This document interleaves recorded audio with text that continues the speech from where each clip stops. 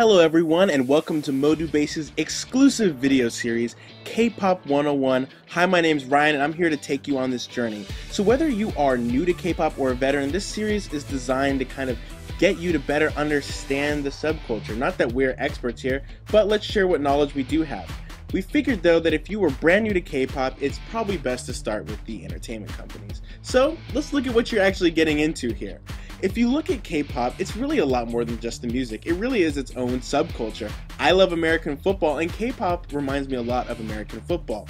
There's a lot of contact and a lot of competition, and basically, these K-pop groups compete with each other every week, just like football games. So for me, it really adds that edge of excitement. But a lot of different people like it for different reasons. Maybe you like the fan culture, maybe you like the dancing, the language, or maybe dramas brought you here. Who knows? It doesn't really matter. But let's start with some of the differences between the Western system and the Korean system. And I just want to say, sorry if I'm talking really fast. I just don't want to keep you here too long. Just a small, quick taste of K-pop.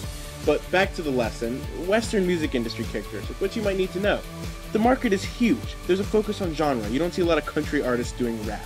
Also, it's more based on the artists in the industry. Who cares what company they're from in America? It doesn't really matter. It's extremely diverse, as you probably can tell, and it's more concerned with how you dance at the club than whether the artist that's singing really can dance. It's also got a pretty notorious rep for some bad behavior.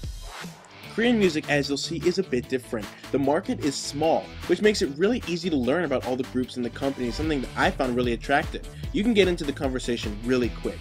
Also, it's less about the genre. It's not whether you're techno or rock, it's more about your group and whether you can do techno or rock and take on different concepts. For instance, here's a concept of a very famous girl group called Girls' Generation. Look, they're all cheerful, happy, go lucky. Then maybe later on the next year, you see them come back in Run Devil Run, which is a really intense, more dark video. But that's what you're supposed to do in Korean music. You're supposed to be able to change your concept. Also, the industry takes more credit, as you'll see with the companies. It's a lot less diverse. A lot of Koreans, not a lot of anything else. Some Japanese, some Chinese, and some Korean Americans, but that's really it. There's also a heavier focus on choreography for the groups, and the lyrics are monitored. They're censored.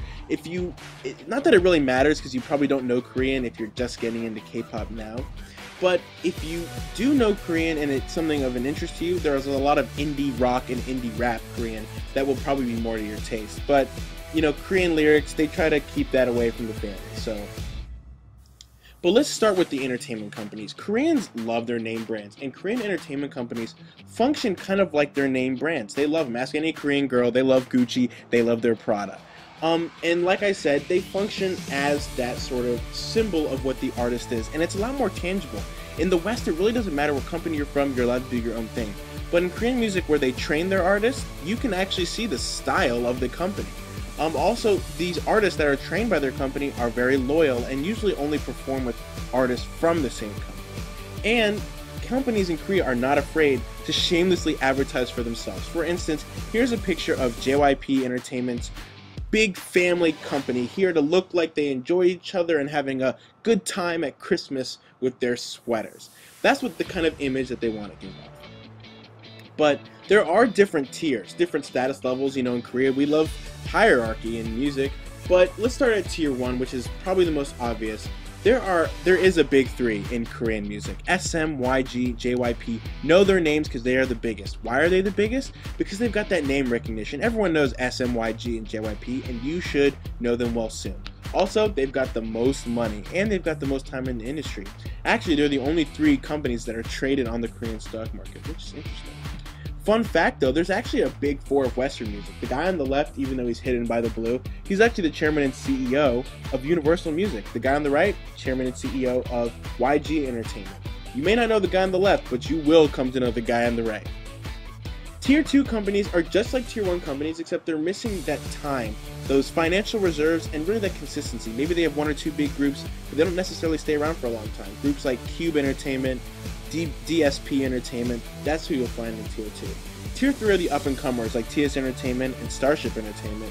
You know, they're almost there, but not quite, probably the youngins. And if you're Tier 4, then that just means that the artist that's from your company is bigger than your company. Not necessarily an insult, but that's just what it is. If you're new to K-pop, it's probably best to start with the big 3. SM is the classic K-pop, which you've probably seen on YouTube or in other videos. YG is K-pop with a little bit of swagger and some hip-hop.